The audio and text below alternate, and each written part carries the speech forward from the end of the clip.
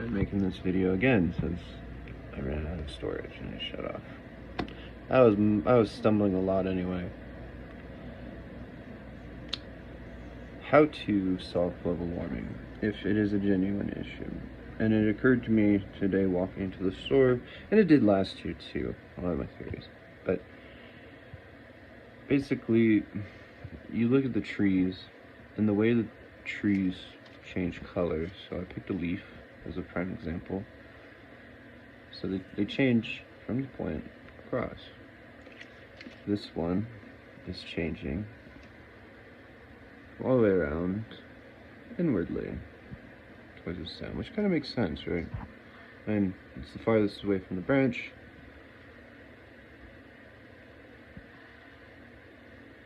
You know, our electromagnetic spectrum sort of changing as the Earth is tilting on its axis. The light that we receive is different. But why?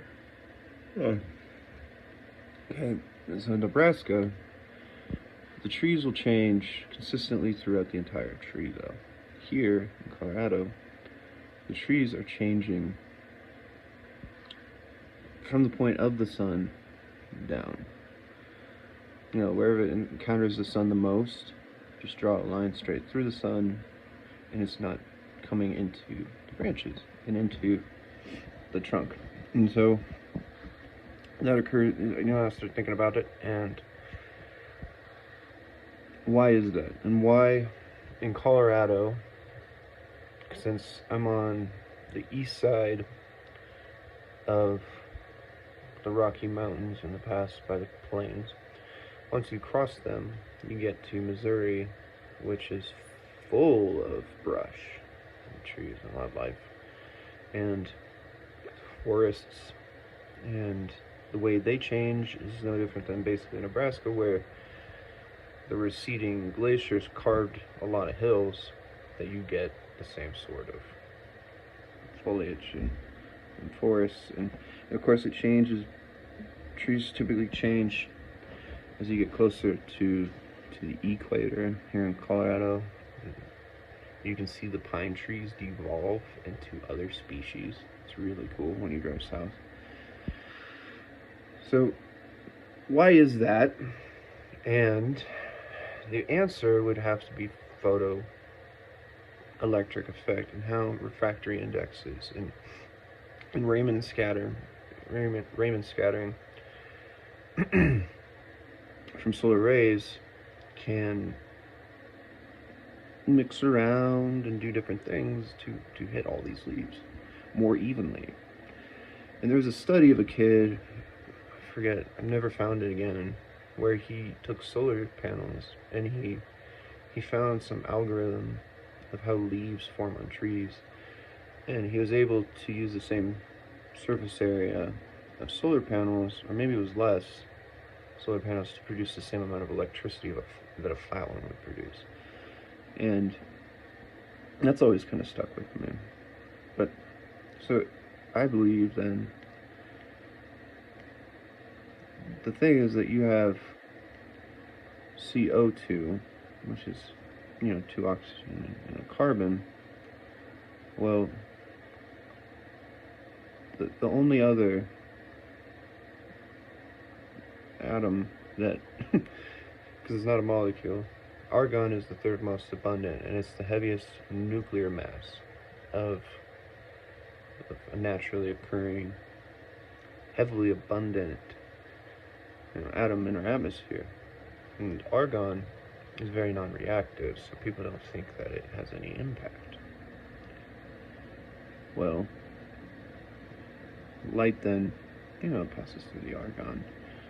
But why then is CO2 so heavy that it keeps going that way to the coast?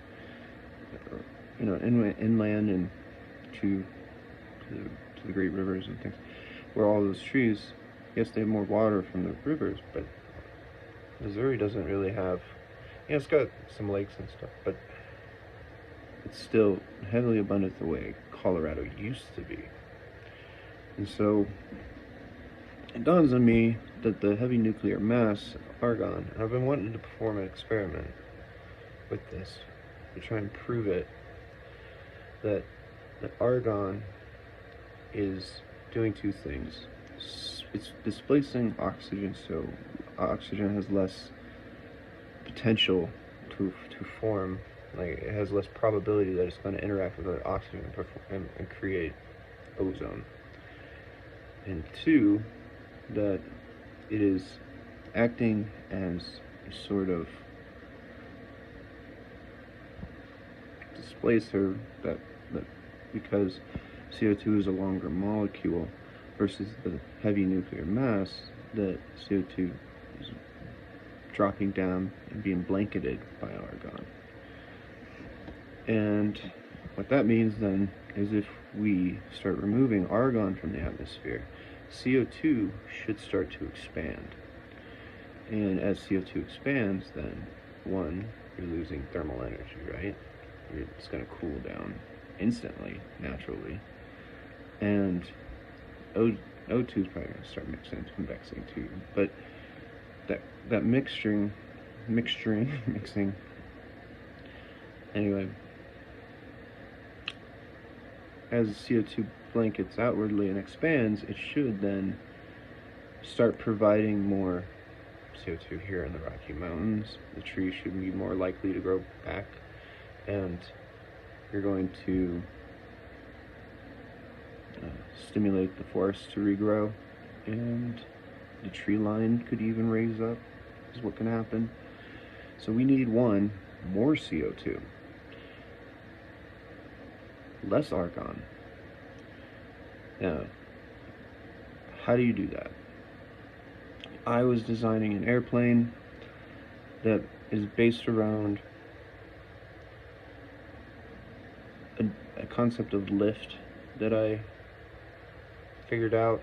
So if you have, say, if you could, this is not possible obviously, but a perfect sphere of atmosphere, and then on the outside is vacuum, is space. How do you generate lift at the edge of an atmosphere if you don't have air flowing over? And the answer is very simple, that you can increase viscosity and increase the length of travel. So you basically take a wing and flip it over, and now the wing should fly, produce lift at the edge of an atmosphere, because you're going to have a molecule traveling around the curved surface longer, which means more pressure.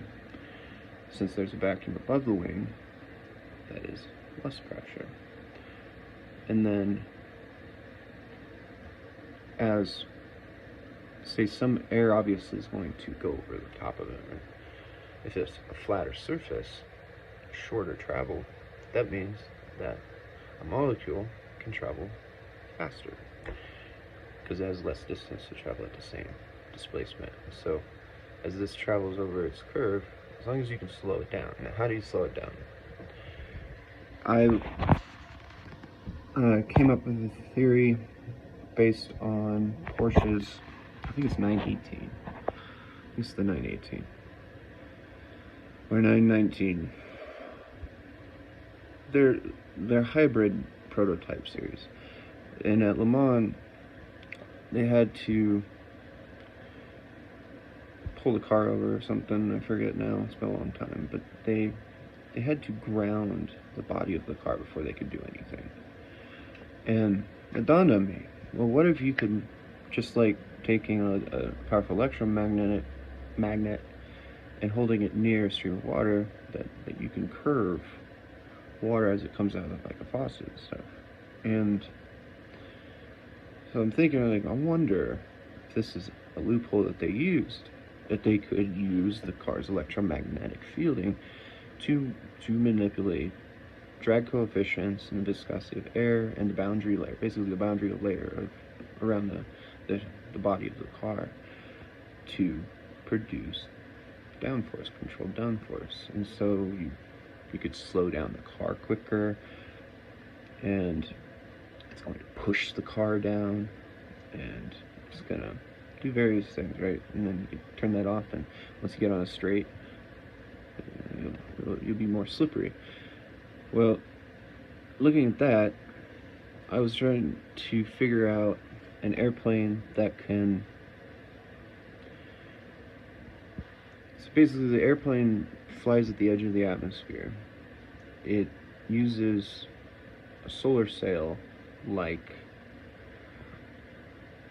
foundational level of thrust. That then keeps a margin of like torque on the airplane. So then you can intake air, and then manipulating the boundary layers, you use microporous filters and say molecular sieves that can also alter their porosity, that can be used to, one, create ozone. So the idea is that you want to create ozone, and as you intake less mass, you produce more mass, push it out. And so that can be used for thrust too. So the whole thing would be counterbalancing. In case, what if you ran out of atmosphere? What if you ran out of air in general? What about turbulence and vacuum flux? That's the thing. Turbulating vacuums, in the upper atmosphere, which is weird to say because you get what I mean. Anyway, that would produce this, and you're using this thing to fly around basically indefinitely, so that it can repair our ozone, repair our atmosphere. It would maintain our atmosphere. Now you take that same technology and you bring it down, and now we use it to filter out argon. And how do you do that? Well, argon is non-reactive, so you take the more reactive elements and you make them react. And you take the non-reactive and you can isolate that into a different chamber, and eventually just start taking out argon. And so the idea is that you would need more CO2, but less argon means that CO2 is less compressed. As it then heats up, it expands, creating convection currents and stuff. And I think that's where I got my other video, pretty much, to repeat everything. So that's just it. I mean, that's kind of how you solve global warming. It's not profitable. I have other inventions that are extremely profitable, other ways to solve global warming based on the idea that CO2 is the problem. However, once you start removing CO2, you're just left with more argon, right? Which then, heavy nuclear mass with versus a long molecular mass, which is very similar. It's very close to argon, but it's longer. And so the nuclear mass and electromagnetic effect is going to push down on the carbon dioxide, and you're just gonna create more heat. But so I've never got to do the experiment. I don't have the equipment to do it, but I'm fairly certain I'm correct. Thought about it a long time.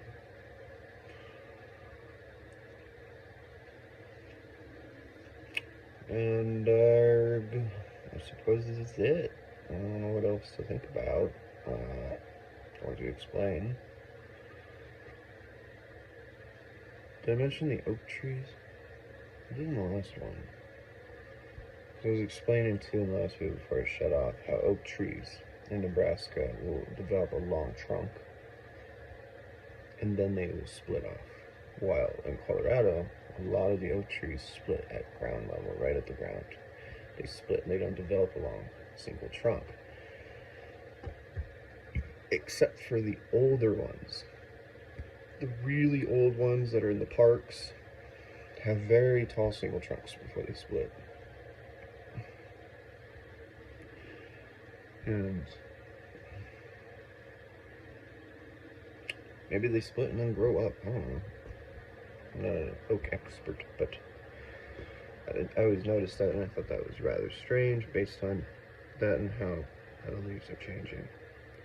And it seems that the taller trees change more evenly and consistently, while the smaller oak trees change